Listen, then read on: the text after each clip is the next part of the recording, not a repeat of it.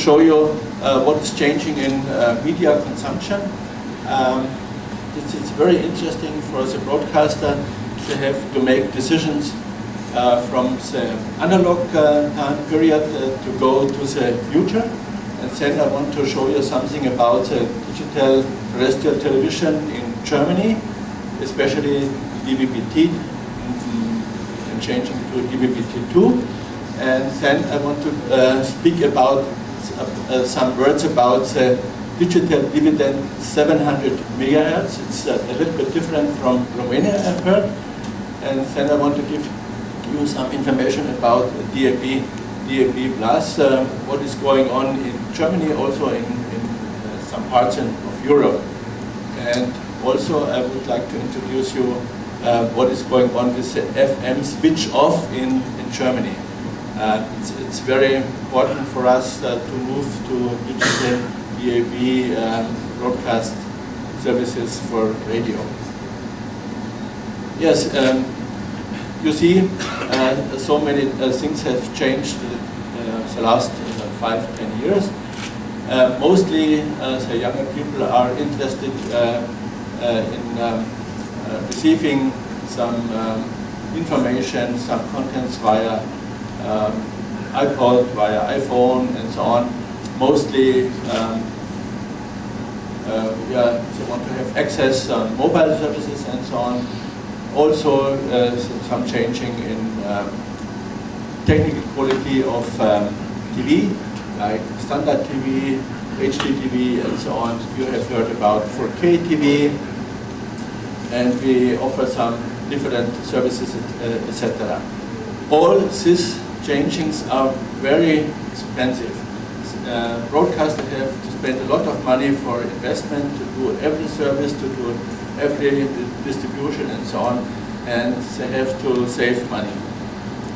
And if you have a look to the consumption, we see the younger people between 14 to 29, it's left columns, you see it is changing rapidly. Mostly the younger people are in the internet, and also listen a little bit on audio radio and also TV. And the older generation like me, okay, we are interested to have entertainment via TV, to have entertainment via radio, and a little bit on also internet, etc., etc. But it is changing very rapidly, and the broadcaster have to have a look what is going on and where we can reach our audience, our customers. And the content needs to be immediate accessible. Everywhere, everybody wants to have access to the content. It's mobile, it's tailored. Everybody wants to have his own content for me and so on. And of course, adapted to all different screens. It's very important. You have a small screen of the iPhone, and you have a very big screen on the HD TV and so on. But all broadcasters, especially also the public broadcaster, have the same. They have to reduce costs. And it is possible to invest in digital environment like digital production environment, and also especially for digital distribution environment. It's very, very important. And they want to maximize the reach, of course, and they want to improve the digital quality of service, and of course they want to have a new innovative media service like HD TV, and also they want to improve and the strategic position of the public broadcaster. But it is only possible to invest in digital environment. And here you see a small situation in Germany for cable receiving. You see about 46% of the households are receiving via cable. Quite similar is on satellite, and terrestrial approximately about 11%. And the digital terrestrial receiving is additional to mostly to cable to satellite, and mostly in cities and bigger cities and so on. And a little part of them receives content via DSL TV.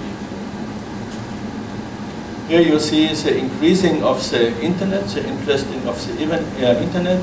Radio and TV is quite similar. It's running every year, quite as everything. And here you see a chart. It is very interesting. It's free TV and also pay TV. The red column is pay TV and the blue is free TV. And in Italy, you see so many free TV channels and a lot of pay TV channels. And in Adronia, you see only pay TV and so on. It's quite different. Great Britain, you have more free TV, pay TV and so on. And in Germany, we have only free TV channels now. But if we want to change to DVB-T2, it may be changed. And here you see what is going on DAB worldwide. And you see in Europe, some countries have now DAB services on air with DAB and also with DAB+. And some countries are going on to research what is going on for radio, DAB and so on. But it is growing more and more. And for DVB-T, it's a little bit different. So many countries have now services running on DVB-T, and also they are planning services in DVB-T2. DVB-T2, like Romania, I think it's a very interesting development to do this. And only a little part of South America, only some parts of South America have different systems as DVB-T2. And now we make a switch to the situation of Germany. You see the technical coverage is about 95% in Germany, and mostly with antennas top on the roof, but also in mobile services and so on with DVB-T. Yes, we were early adapter, but now we have a problem. We want to change to DVB-T2, and it is not very simple to do it because more than 8 million receivers are in the market, and what is going on with these receivers, what we have to do with these receivers. But mostly younger people are interested to have digital terrestrial services, portable and mobile. Like in combination with the iPhone services and so on. And there it's very interesting how we can bring broadcast services to mobile services like from a mobile operator. And I think there is a very good way to bring them together. Mostly mass broadcast services you distribute via terrestrial services, broadcast services, and some on-demand services you can bring via the mobile network and so on. And you can combine these different services. And there is a solution for the future, I think so. And we know it is very interesting to do this because the customer has no running costs, very easy installation, low cost, and very simple technology. DVB-T is a very attractive alternative to the users, in addition to cable to satellite and IPTV, and they have no running costs. It's very important. And DVB-T has now a market share of 25% in the metropolitan areas. It's very important because in the cities, in the big cities, the customer want to have more services and in a very high quality service. And therefore, in Germany, the public broadcasters, ARD and also ZDF, decided to move from DVB-T to DVB-2 in the next years. We start in 2016 and want to finish this process in 2020. Okay, and you have the chance, the quality, the technical quality of the programs to improving. You have the chance to more channels of programs you can do it. You have more efficient network and so on. And I think it's a very good issue to move forward. And the difference is in Germany, we want not to use the MPEG-4 standard for video coding. We want to use the HEFC standard. It brings more than 50% efficiency to the channel network and so on. You can do it. The problem is the codecs are for encoding. It's very expensive now, but I think in 2 years, in 3 years, this problem will be solved. And switch over in Germany, we want to modernize our terrestrial network because we want to save costs, more channels on the multiplex, of course, to make TV, terrestrial TV, more attractive. Also for HD program channels, now we have only standard quality. We want to have hybrid systems combined with mobile services and so on, also with some services DVB-T. It is possible to do it on DVB-T2, and we want to switch over, as I mentioned, with HEF video codec. We have a little problem in Germany. This is private providers in Germany, it's a private broadcaster in Germany. They have a little bit another mention because it's an opinion they want to earn money with this new distribution way. They want to scramble this signal. They want to earn money for HD, for example, and so on. It's quite similar to the situation on the satellite. As you know, in Germany, everybody wants to have HD channels from the private broadcasters. They have to pay 50 euros per year for this different service. Okay, and how we want to do it? It's very simple. We want to introduce DVB-T2 in the market, beginning of the migration phase in 2017.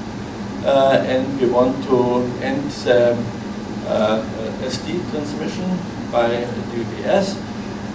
It's very important. We have only this year, 2017, HD services via satellite. It's very interesting because there is a pressure to do it also in the terrestrial services, and we want to end the migration phase in 2020. But it is necessary. In Germany, we have 700 megahertz in this period for this transition. It is not possible like in Romania. In Romania, I have learned that you have TV services on VHF and also UHF. In Germany, we have digital radio services on VHF, only exclusively, and television is UHF only. And therefore, we need the 700 megahertz. But now there is a big discussion what is going on with the 700 megahertz range.